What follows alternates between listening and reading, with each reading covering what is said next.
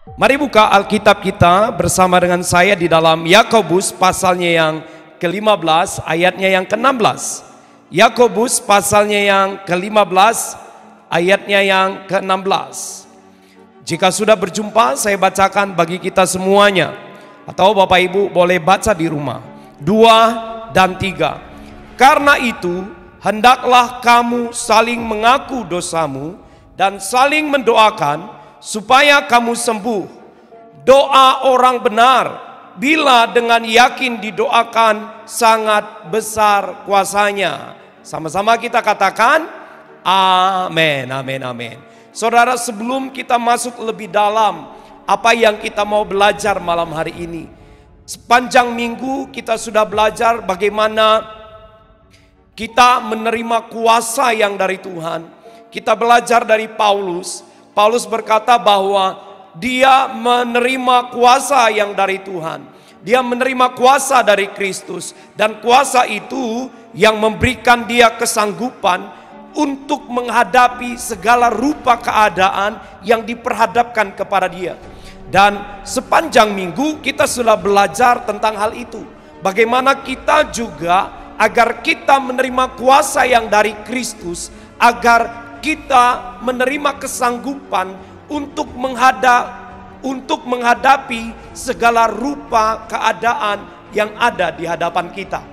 Nah, sepanjang minggu kita sudah belajar ada 3 perkara pesan Paulus kepada jemaat Filipi, dan pesan yang sama kita dapat ambil kepada pribadi kita agar kita memiliki kuasa Kristus menjadi sebuah kesanggupan bagi kita untuk berjalan melalui hari-hari ini, saudara.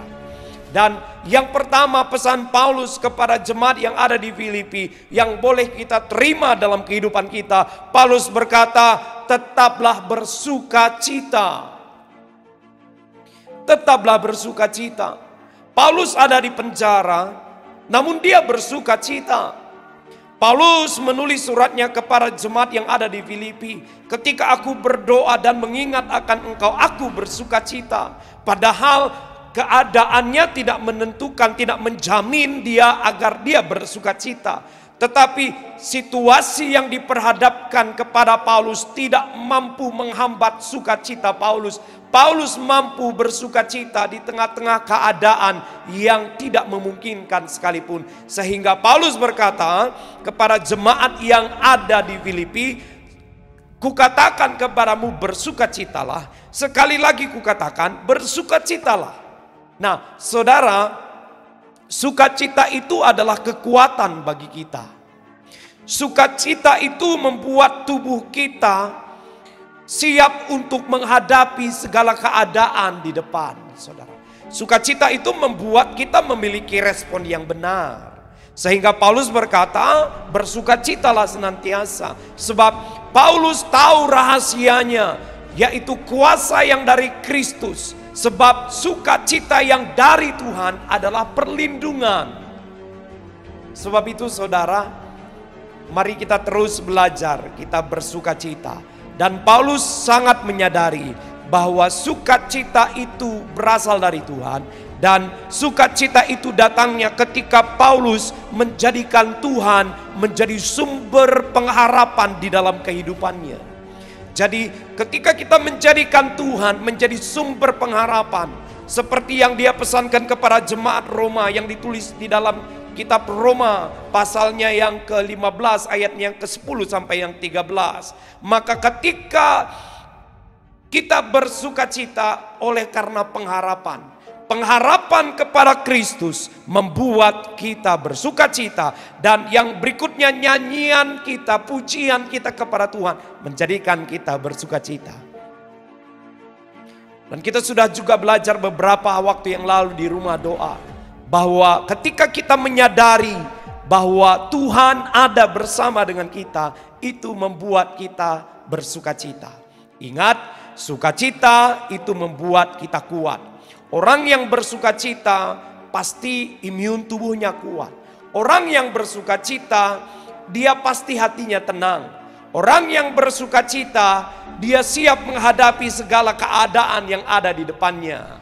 Sebab dia tahu bahwa Tuhan beserta dengan dia. Amin. Jadi saudara, mari malam hari ini ingat kembali agar pesan yang sama, kita membawa hidup kita bersuka cita dengan cara berpengharapan kepada Tuhan. Kita bawa hidup kita, kita terima sukacita yang dari Tuhan dengan kita bernyanyi setiap hari meninggikan nama Tuhan. Maka sukacita yang dari Tuhan akan Tuhan kerjakan di dalam kehidupan kita. Dan kita menyadari setiap hari bahwa Tuhan menyertai kita, Tuhan tidak pernah meninggalkan kita. Pesan yang berikutnya yang dipesankan Paulus kepada jemaat yang ada di Filipi. Paulus berkata, bersyukurlah.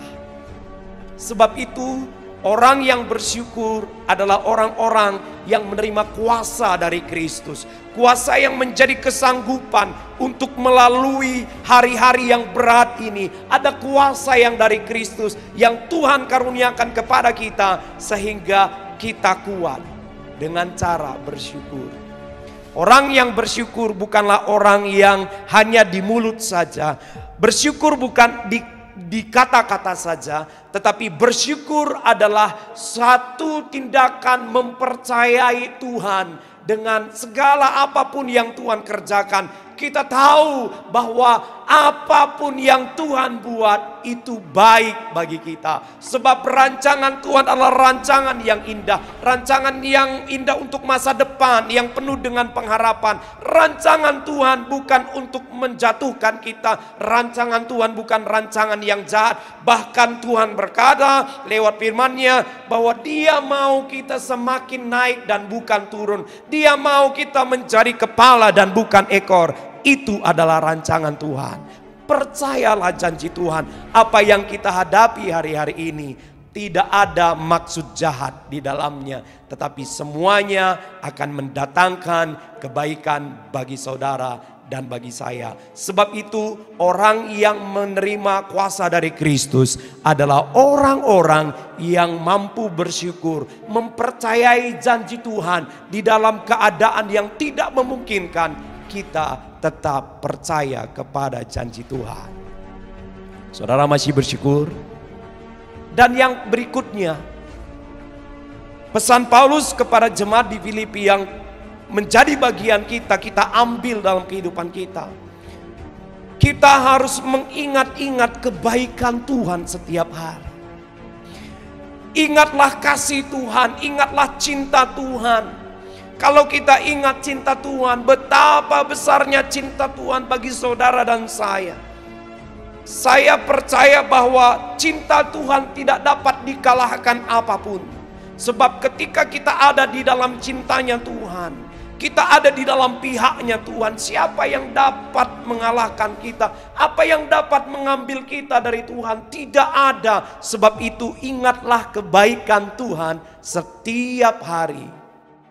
Jangan terlalu ingat-ingat masalah-masalah yang besar. Jangan terlalu ingat kesalahan yang orang lain buat kepada kita. Ingat orang-orang yang hidupnya dia habiskan untuk mengingat kebaikan Tuhan. Dia tidak punya waktu untuk mengingat kesalahan orang. Sebab itu pesan Paulus kepada jemaat Filipi itu kita ambil dalam kehidupan kita. Biarlah kuasa yang dari Kristus, yang seperti yang dialami oleh Paulus, kita alami dalam kehidupan kita. Bersukacita, bersyukur, dan ingat kebaikan Tuhan. Maka atmosfer di dalam tubuh kita menjadi atmosfer yang kuat. Dan kita sanggup menghadapi hari-hari yang penuh dengan cabaran ke depan. Nah, malam hari ini, mari kita lanjutkan. Bagaimana kita berdoa. Saudara, seperti tajuk kita malam hari ini, tema kita malam hari ini, berbicara tentang kuasa Tuhan di dalam doa orang benar. Kenapa saya berkata kuasa Tuhan di dalam doa orang benar? Mari kita melihat sebelumnya, saudara, bahwa jika kita memperhatikan ayat ini, maka ayat ini akan banyak mempengaruhi kita karena dikatakan begini. Karena itu hendaklah kamu saling mengaku dosamu dan saling mendoakan supaya kamu sembuh. Doa orang benar bila dengan yakin didoakan, sangat besar kuasanya. Nah, saudara, kalau kita tidak hati-hati merenungkan ayat ini, membaca ayat ini, maka terkadang akan ada penafsiran-penafsiran yang tidak terlalu tepat, saudara. Karena beberapa orang mungkin sudah menafsir ayat ini di dalam kehidupannya, bahwa jika dia menjadi orang benar, maka doanya berkuasa. Padahal saudara, saya ingatkan kepada kita, yang berkuasa itu adalah Tuhan. Yang memiliki kuasa bukan doanya, yang memiliki kuasa adalah Tuhan. Tetapi Tuhan mengerjakan pekerjaannya lewat orang-orang yang berdoa juga.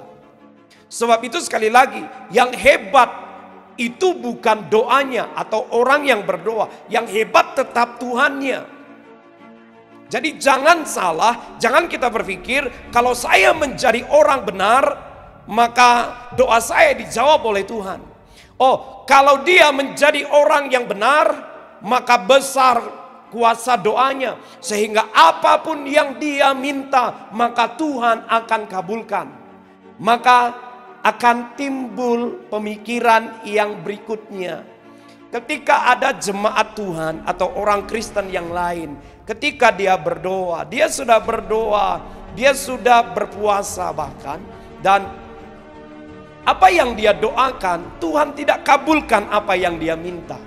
Maka kalau kita sudah berpikir hal yang pertama, bahwa orang benar besar kuasa doanya, maka apapun yang dia minta, maka Tuhan yang Maha Kuasa akan mengabulkannya. Maka pemikiran yang kedua akan menjadi salah juga. Maka ketika kita melihat orang yang berdoa tetapi Tuhan tidak mengabulkan doanya, akan ada pemikiran-pemikiran bahwa oh dia bukan orang benar, oh dia kurang yakin, oh kuasa doanya kurang. Padahal saudara, kita harus tahu bahwa Tuhan tidak pernah tidak menjawab doa kita. Sekalipun banyak yang kita sudah dengar bahwa jawaban Tuhan itu ada yang iya, ada yang tidak, ada yang nanti. Itu suka-suka Tuhan. Nah, saudara, oleh sebab itu malam hari ini biarlah kita meluruskan terlebih dahulu mindset kita, sehingga kita tidak salah untuk menafsir dan menerima pengertian dari ayat firman Tuhan ini. Makanya saudara, jika orangnya benar, apakah doanya boleh sembarang? Jika orangnya sudah benar, apakah semua yang dia minta akan dia terima? Belum tentu. Makanya malam hari ini yang saya mau sampaikan kepada kita, bahwa sering sekali timbul pertanyaan begini. Orangnya yang benar atau doanya yang benar? Maka kebanyakan jemaat akan menjawab bahwa oh, orangnya yang benar. Tapi malam hari ini saya berkata, orangnya benar, tapi doanya pun mesti benar. Sekali lagi, orangnya benar dan doanya pun mesti benar. Yang setuju katakan amin. Jadi kalau saya simpulkan, apa itu doa orang benar? Saya simpulkan bahwa doa orang benar adalah orang yang dibenarkan, dan orang yang dibenarkan berdoa dengan cara yang benar. Sekali lagi, orang yang benar maksudnya adalah orang yang dibenarkan oleh Tuhan, dan orang yang sudah dibenarkan oleh Tuhan memiliki cara doa yang benar di hadapan Tuhan. Terkadang kita berkata, oh cara doa itu biasalah, Tuhan mengerti. Iya, Tuhan mengerti. Sama seperti kita orang tua sebenarnya. Ketika anak kita masih kecil, apapun yang dia buat, kita paling ajar mereka. Tapi kalau sudah besar masih buat perkara yang dia masa kecil, pasti kita akan tegur dia. Demikian juga kita yang dibenarkan di dalam Tuhan. Mari belajar memiliki cara doa yang benar. Amin. Nah, oleh sebab itu kita lebih dalam lagi, kita masuk di dalam pembelajaran dari apa yang kita pelajari malam hari ini. Saudaraku, orang benar dalam konteks ini adalah orang yang saling mengasihi. Makanya dikatakan begini, karena itu hendaklah kamu saling mengaku dosamu dan saling mendoakan. Katakan amin. Jadi konteks dari ayat ini berbicara tentang orang benar, maka orang benar adalah orang yang mengasihi. Orang benar adalah orang yang mengampuni. Makanya ketika Yesus berkhotbah di atas bukit, Yesus berkata, jika engkau mau mempersembahkan korban dan engkau ingat satu perkara tentang saudaramu, selesaikanlah dahulu, baru engkau kembali mempersembahkan korban. Artinya begini saudara, orang yang berdoa, kalau dia memiliki dendam, dia memiliki sakit hati, dia memiliki kepahitan yang dia simpan, itu bukan orang benar. Sekali lagi, konteks orang benar dari ayat ini adalah orang yang sudah diperdamaikan. Orang benar dari konteks Yakobus pasal yang kelima itu berbicara tentang orang yang mampu mengasihi sesamanya. Ini berbicara tentang orang yang saling mengampuni. Masih ingatkah kita bahwa Ayub berdoa kepada sahabat-sahabatnya. Mungkin saja di dalam perjalanan Ayub, apa yang sahabat-sahabatnya ucapkan itu menyakiti hati Ayub. Tapi saudara, di dalam Ayub pasal 42, Tuhan memulihkan keadaan Ayub. Kapan Tuhan memulihkan keadaan Ayub? Ketika Ayub berdoa untuk sahabat-sahabatnya. Amin. Ketika dia berdoa untuk sahabat-sahabatnya. Saya mau berkata kepada kita bahwa Yesus mengajar bahwa kita harus memberkati orang yang menyakiti kita. Artinya begini, mari kita belajar mengasihi.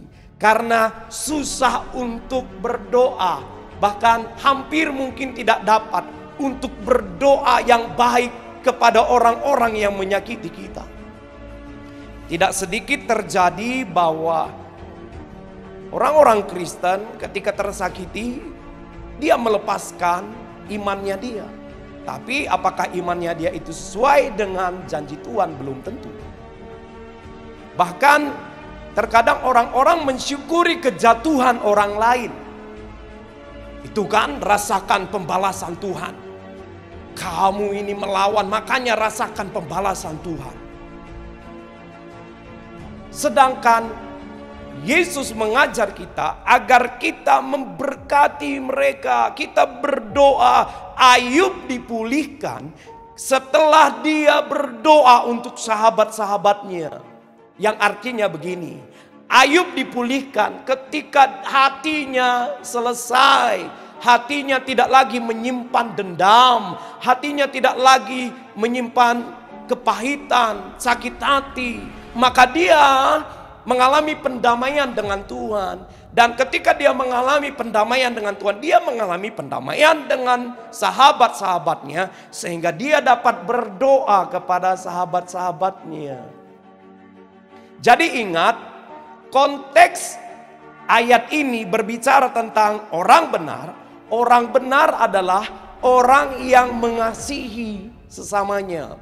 Orang benar adalah orang yang tidak memiliki dendam, tidak memiliki kepahitan dalam hatinya. Orang benar adalah orang yang tidak memiliki kebencian dalam hatinya. Tapi orang benar adalah orang yang mengasihi, mengampuni, dan memaafkan. Di dalam konteks ini, orang benar seperti itu.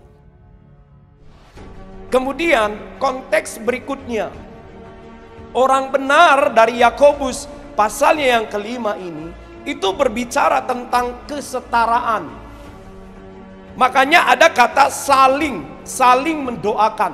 Itu berbicara tentang setara atau sama. Tidak ada yang lebih hebat di antara mereka. Demikian juga dengan kehidupan kita. Hendaknya kita sebagai jemaat Kristus, kita tidak merasa lebih hebat daripada orang lain. Kita tidak merasa lebih hebat daripada sebelah kita. Suami-suami tidak merasa lebih hebat daripada istri. Istri tidak merasa lebih hebat daripada suami. Sehingga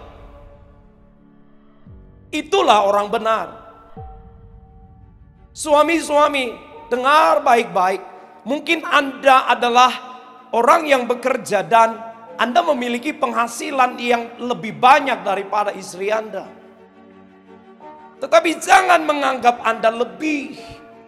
Istri-istri, karena ada juga istri-istri pendapatannya lebih besar daripada suami. Dengar baik-baik.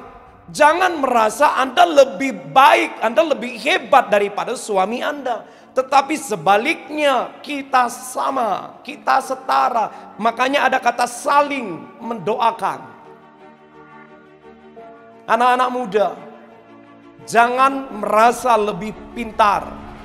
Jangan merasa lebih pandai daripada orang tua. Ketika orang tua mengajar, ketika orang tua memberi nasihat, jangan berkata, mami ini tidak tahu, tidak pandai internet kah? Daddy ini ketinggalan teknologi lah. Jangan. Tetapi kita saling, itu berbicara setara. Untuk menjelaskannya, saya mau kita berpindah kepada Injil Lukas, pasalnya yang ke-18 ayat 9 sampai 14. Di dalam Injil Lukas, pasalnya yang ke-18, ayatnya yang 9 mulai, saya bacakan kepada kita. Kalau Bapak Ibu boleh baca juga di rumah, biar kita lebih mengerti firman Tuhan berkata demikian. Dan kepada beberapa orang yang menganggap dirinya benar dan memandang rendah semua orang lain, Yesus mengatakan perempuan ini, perhatikan baik-baik ayat 9 ini ya. Dan kepada beberapa orang yang menganggap dirinya benar dan memandang rendah semua orang lain, Yesus mengatakan perumpamaan ini. Ada dua orang pergi ke bait Allah untuk berdoa. Yang seorang adalah Farisi dan yang lain pemungut cukai. Orang Farisi itu berdiri dan berdoa dalam hatinya begini, Ya Allah, aku mengucap syukur kepadamu karena aku tidak sama seperti semua orang lain. Bukan perampok, bukan orang lalim, bukan pezina, dan bukan juga seperti pemungut cukai ini. Aku berpuasa 2 kali seminggu. Aku memberikan 1/10 dari segala penghasilanku. Tetapi pemungut cukai itu berdiri jauh-jauh, bahkan ia tidak berani menengadah ke langit, melainkan ia memukul diri dan berkata, Ya Allah, kasihanilah aku orang berdosa ini. Aku berkata kepadamu, orang ini pulang ke rumahnya sebagai orang yang dibenarkan Allah, dan orang lain itu tidak. Sebab barang siapa meninggikan diri, ia akan direndahkan, dan barang siapa merendahkan diri, ia akan ditinggikan. Katakan amin. Jadi saudara, kalau kita melihat di sini, Yesus berkata kepada beberapa orang yang menganggap dirinya benar, yang memandang rendah semua orang lain. Yesus mengatakan perumpamaan ini. Jadi saudara, perbedaan yang sangat kelihatan dari orang Farisi dan sang pemungut cukai adalah ketika mereka datang berdoa. Kita tidak bahas lebih dalam bagaimana orang Farisi ini berdiri dan dia berhenti dan dia merangkai kata-kata di dalam hatinya. Tetapi yang jelas di sini, orang Farisi ini dia merasa lebih hebat atau lebih benar daripada orang lain. Karena konteksnya demikianlah Yesus berbicara. Jadi saudara, orang benar adalah orang yang tidak merasa dirinya lebih benar dari orang lain.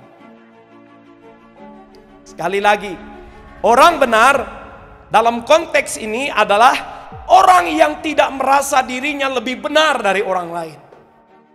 Jadi kalau hari-hari ini kita merasa kita lebih oke, kita merasa kita lebih baik dari orang lain, kita bukan orang benar.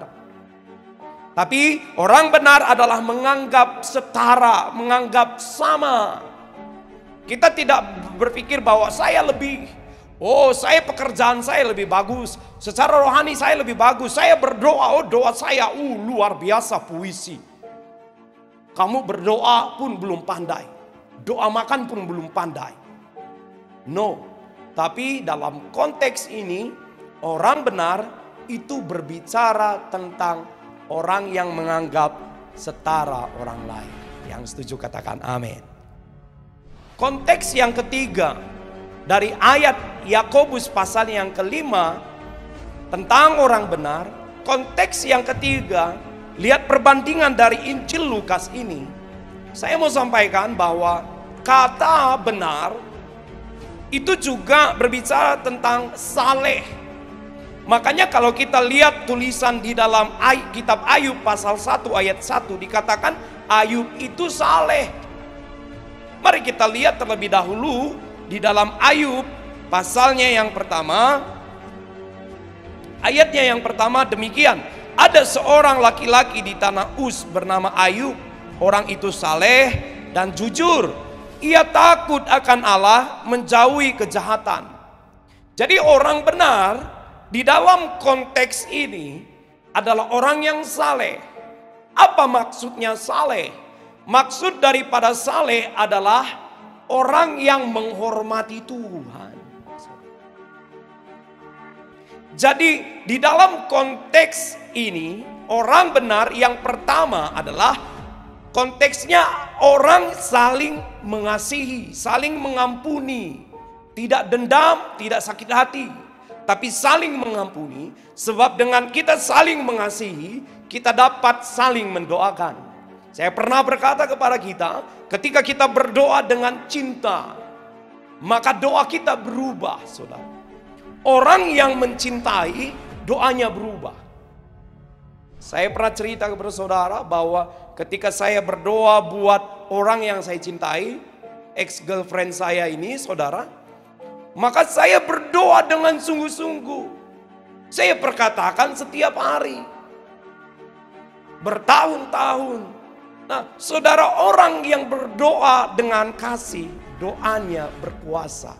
Makanya orang benar dalam konteks ini itu berbicara tentang orang yang saling mengasihi, saling mengampuni, saling memaafkan. Konteks berikutnya yang kedua dari ayat ini berbicara orang benar adalah tidak menganggap diri lebih benar daripada orang lain, tetapi menganggap setara, sama keadaan kedudukan kita di hadapan Tuhan, itu sama. Dan yang ketiga, dari ayat ini kita belajar konteks daripada orang benar adalah orang yang hormat akan Tuhan. Ketika ahli Farisi, ketika orang Farisi datang kepada Tuhan, dia berkata, aku, dan aku. Sedangkan pemungut cukai, dia tidak berani, bahkan mengangkat wajahnya pun dia tidak berani. Dan dia meninggikan nama Tuhan lewat apa yang dia buat. Dia hormat akan Tuhan. Dia tidak berani berkata, aku orang hebat di antara orang-orang ini. Secara agama mungkin mereka lebih hebat, tapi aku wakil dari kerajaan Roma untuk meminta cukai kepada mereka. Boleh dia berkata begitu, tetapi dia tidak berani mengangkat wajahnya karena dia hormat akan Tuhan. Jadi konteks ketiga, orang benar adalah orang yang hormat akan Tuhan. Masih ingat para tua-tua ketika Yesus duduk di atas tahtanya. Maka mereka melepaskan mahkota mereka. Mereka melemparkannya. Karena apa? Tuhan lebih berharga daripada semuanya. Dan mereka tersungkur di sana. Jadi ingat, konteks yang ketiga, orang benar adalah orang yang menghormati Tuhan. Katakan amin. Jadi saudara, dari perkara ini kita dapat kesimpulan bahwa orang benar adalah orang yang hidup saling mengasihi. Orang benar adalah orang yang tidak menganggap dirinya lebih benar dari orang lain. Dan orang benar adalah orang yang senantiasa menghormati Tuhan. Kesimpulan yang kedua, selain menjadi pribadi yang benar, kita semestinya memiliki cara atau pemahaman berdoa yang benar. Sekali lagi, agar doa kita seperti tajuk kita ada kuasa Tuhan di dalamnya, kita belajar selain menjadi pribadi yang benar, kita semestinya memiliki cara pemahaman berdoa dengan cara yang benar. Kesimpulan yang ketiga, yang memiliki kuasa bukanlah orang benarnya. Yang memiliki kuasa bukanlah doanya.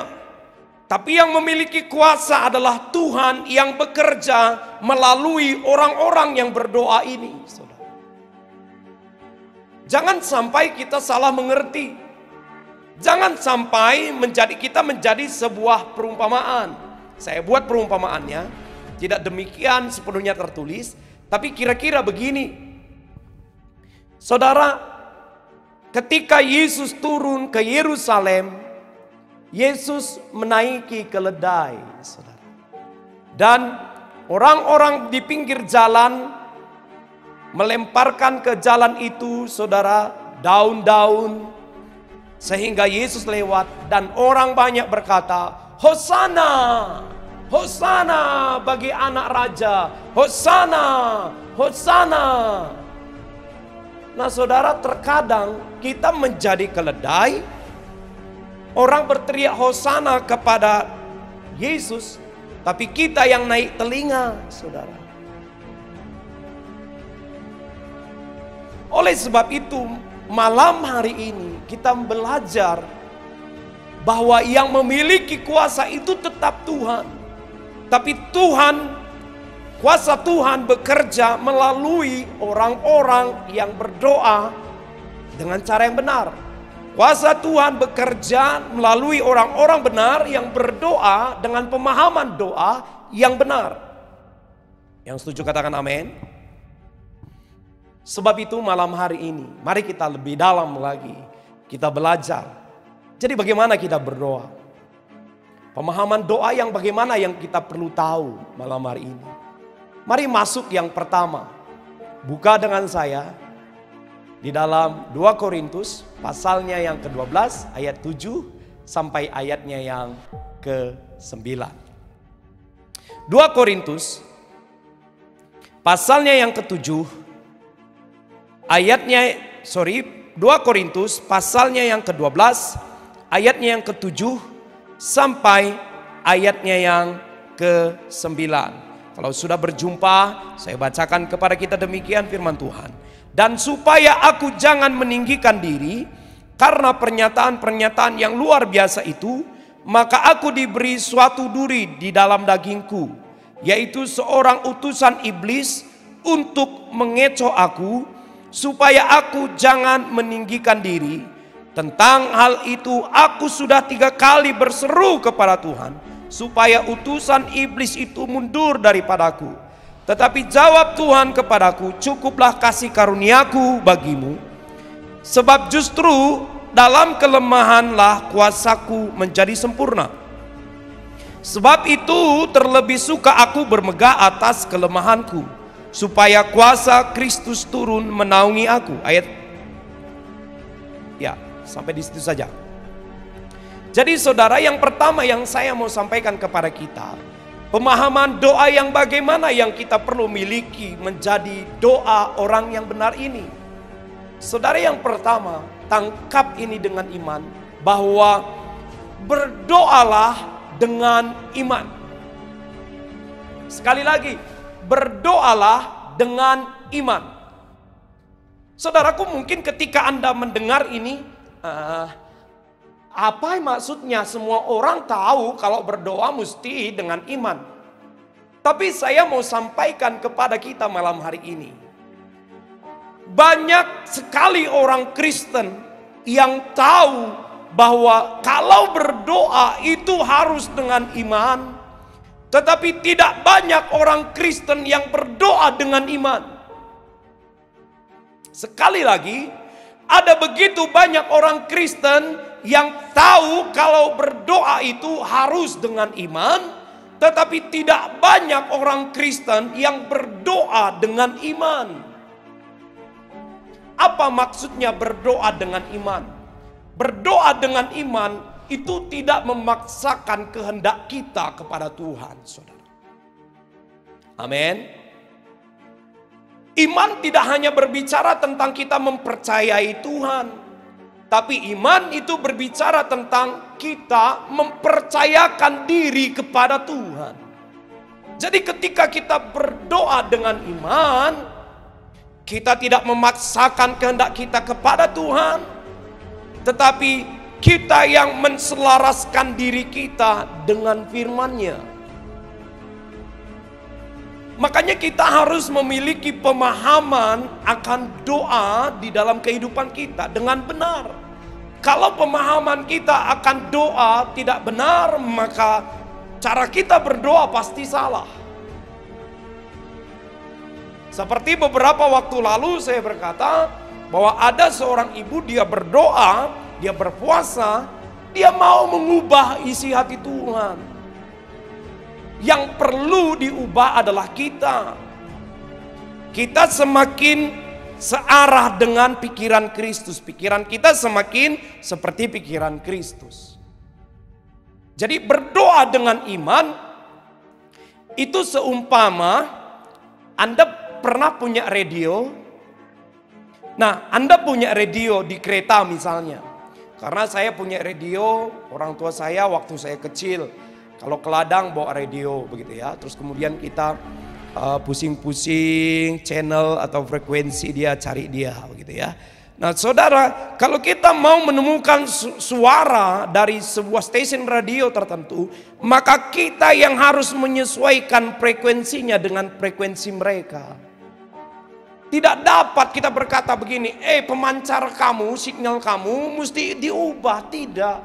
Tetapi kita yang ubah frekuensi radio kita agar menangkap suara dari pemancarnya. Demikian juga kita dengan Tuhan.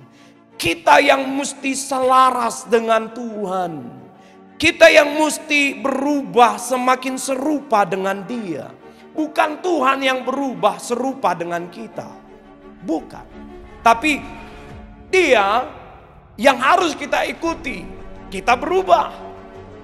Sekali lagi, pemahaman doa yang salah membuat cara doa yang salah juga. Kalau cara doa yang salah, orangnya sudah benar, jangan terus berkata, Tuhan mengerti. Iya, Tuhan mengerti kok. Tapi Tuhan juga mau kita memiliki pemahaman yang benar. Makanya selalu saya berkata bahwa firman Tuhan yang kita pelajari tanpa ada kekuatan doa dan tanpa ada pengurapan Roh Kudus dalam kehidupan kita, maka firman Tuhan yang kita pelajari itu menjadi sebuah pembenaran, bukan menjadi sebuah kebenaran. Tetapi sebaliknya juga, doa yang kita kerjakan setiap waktu, setiap hari, jika tidak ada pemahaman akan firman Tuhan, lama-lama kita tersesat. Maka sering sekali saya berkata, bagaimana kami berjumpa dengan orang-orang yang menyatakan diri bahwa mereka para pendoa, tapi ketika mereka menyatakan para pendoa, pada realitanya mereka bukanlah pendoa. Saya melihat hantu di rumahmu, hantu gentayangan. Saya melihat roh ayam sabung. Saya melihat roh ipin upin. Apa yang kita lihat? Setelah mereka nyatakan kepada yang punya rumah, mereka tinggalkan. Mereka tidak doakan. Terus buat apa tadi lihat? Saya berkata kepada kita, mungkin beberapa kita memiliki karunia berdoa dan melihat. Setelah lihat didoakan, jangan ditinggalkan. Itu pentingnya memiliki pemahaman yang benar akan berdoa. Haleluya. Makanya dari tadi saya berkata bahwa sama dengan firman Tuhan yang kita dengar, kalau tidak ada kekuatan berdoa, maka firman itu tidak mampu kita kerjakan.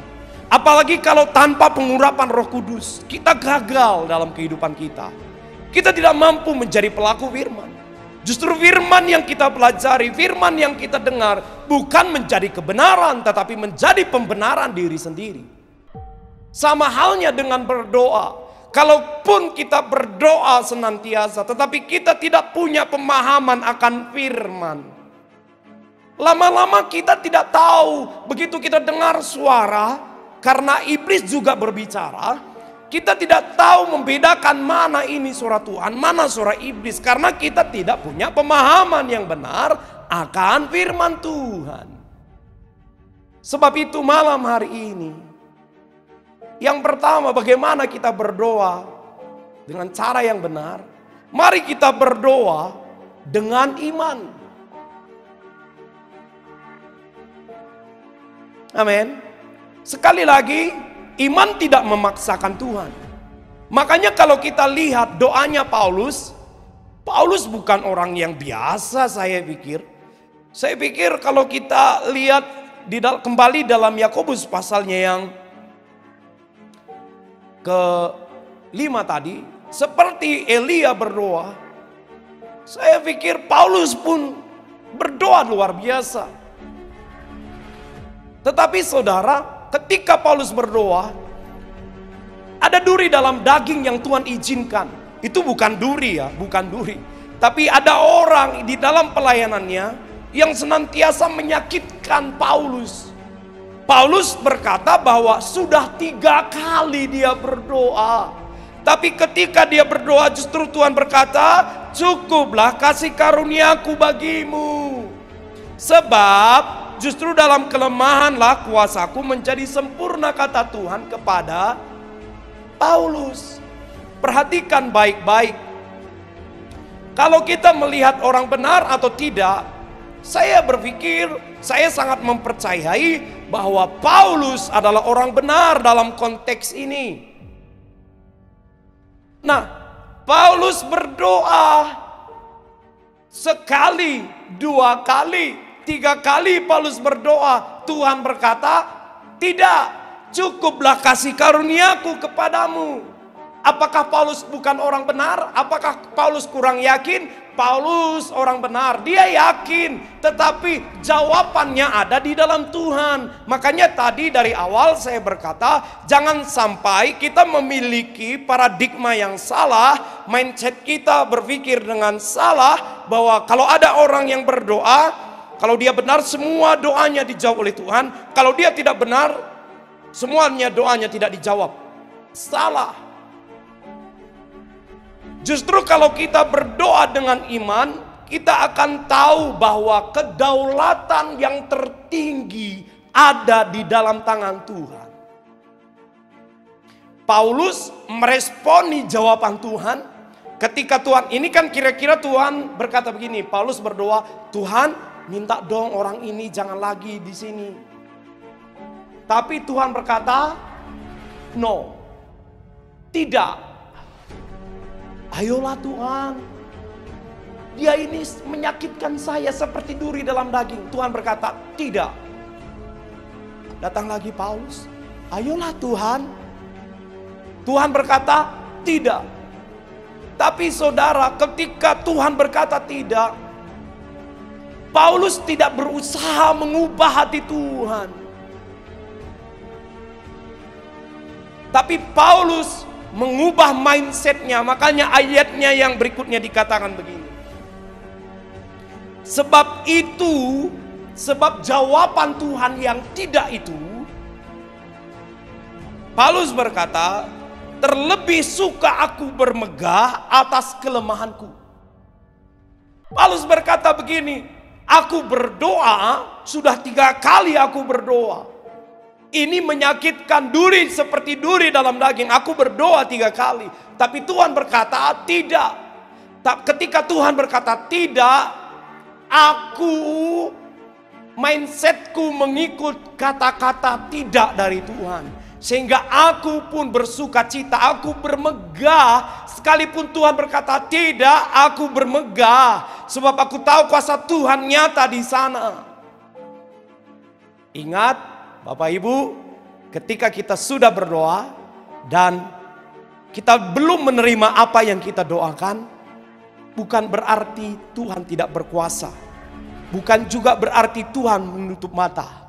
Tapi satu yang kita tahu, bahwa Tuhan lebih tahu yang terbaik untuk kebaikan kita. Itu yang saya maksud berdoa dengan iman. Berdoa dengan iman juga diceritakan ketika Yesus berdoa. Di dalam Matius pasalnya yang ke-26 dikisahkan ketika Yesus berdoa, dia berdoa 3 kali. Bapa, sekiranya lalukanlah cawan ini daripadaku. Tapi bukan apa yang menjadi kehendakku, tapi kehendakmu yang jadi. 3 kali. 3 kali Yesus berdoa.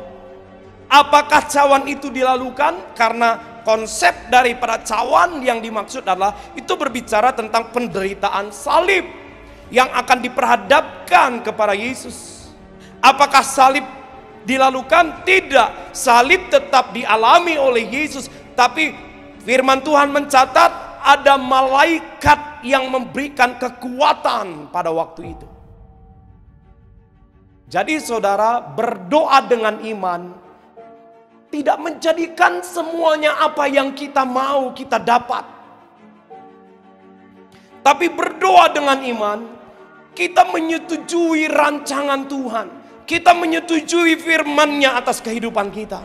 Makanya penting sekali sebagai orang-orang Kristen yang berdoa, penting sekali di dalam kehidupan kita agar kita memiliki pemahaman akan firman, sehingga ketika firman kita dengar, kita doakan, maka ada kuasa Tuhan yang dinyatakan di sana. Sekali lagi, ketika kita dengar firman, maka kita perkatakan firman di dalam doa kita. Di sanalah ada kuasa Tuhan yang akan terjadi. Sebab Tuhan menggenapi janjinya. Apa yang Dia firmankan tidak kembali dengan sia-sia. Tetapi firman itu akan mengerjakan sesuai dengan apa yang diucapkan oleh Tuhan. Sehingga ketika kita perkatakan firman, maka firman itu akan jadi. Malam hari ini, adakah kita berdoa dengan iman? Sekali lagi, berdoa dengan iman. Semua orang Kristen tahu mungkin, oh iya, kalau berdoa itu mesti dengan iman. Tapi tidak banyak orang yang sanggup berdoa dengan iman. Bahkan tidak banyak orang yang berdoa dan memahami persetujuan akan firman Tuhan di dalam doanya. Sebab itu malam hari ini, doa orang benar besar kuasanya. Ya, kita aminkan. Tapi ingat bahwa kuasa yang ada bukan kuasa orang berdoa, tapi kuasa itu datangnya dari Tuhan. Seperti minggu lalu kita belajar bagaimana Paulus menerima kuasa dari Kristus. Kuasa itu dari Tuhan. bekerja melalui orang-orang yang percaya, orang yang dibenarkan, orang yang berdoa dengan cara yang benar. Dan kita tahu cara berdoa yang benar malam hari ini. Yang pertama, cara berdoa yang benar adalah mesti berdoa dengan iman. Katakan amin. Mesti berdoa dengan iman. Sekali lagi, berdoa dengan iman tidak memaksakan kehendak kita. Tapi kita bersetuju menselaraskan pikiran, perasaan, kehendak kita dalam doa kita. Kita setuju dengan firman-Nya. Itulah kebenaran firman Tuhan. Jadi malam hari ini Bapak Ibu Saudaraku, kita mau selesaikan di sini. Kita akan sambung minggu berikutnya. Bahwa orang benar adalah orang yang dibenarkan. Tetapi konteks dari ayat ini, orang benar adalah orang yang mengasihi, orang yang mengampuni, orang yang di dalam hatinya tidak ada dendam, tidak memiliki dalam hatinya tidak menyimpan kepahitan, tapi orang yang melepaskan kasih. Karena kasih Kristus dalam kehidupannya. Orang benar adalah orang yang tidak menganggap dia lebih benar dari orang lain, tapi menganggap kesetaraan. Dan orang benar adalah orang yang menghormati Tuhan. Dan orang benar berdoa dengan cara yang benar. Bagaimana orang benar berdoa dengan cara yang benar? Cara doa yang benar adalah orang berdoa dengan iman. Berdoa dengan iman tidak memaksa Tuhan, tetapi sama seperti Paulus, kita menyetujui apa yang Tuhan kerjakan. Sama seperti Yesus, sebab kita belajar daripada Yesus, bukan kehendakku, tapi kehendakmu lah yang jadi. Sebab iman tidak berbicara tentang semua yang kita percaya harus terjadi, tapi iman berbicara tentang kita percaya kedaulatan Tuhan, bahwa semua yang Dia kerjakan itu baik bagi kita semuanya. Inilah kebenaran firman Tuhan bagi kita semuanya. Kiranya kebenaran firman Tuhan ini memberkati kita dan kita akan meresponi kebenaran firman Tuhan.